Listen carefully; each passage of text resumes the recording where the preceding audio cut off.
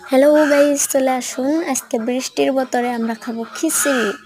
তো শুকনা খিচুড়ি বৃষ্টির বতরে কীরকম লাগে? একদম সাধারণ, দুর্দান্ত, খুব মজাদার রেসিপি আপনাদের সামনে বানাতে চলে আসলাম।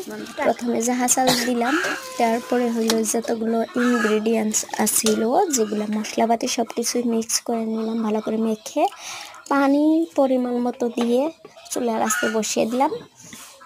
এখন হলো পানিটা আমার শুকিয়ে আসছে। শুকানোর পরে আমি এই খিচুড়িটা এখন খাওয়ার উপযুক্ত। আমরা সবাই মিলে এখন খাবো।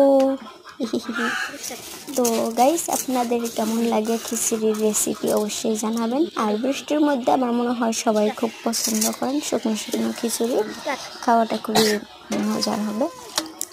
তো আশা করি আপনারা সবাই পছন্দ করেন।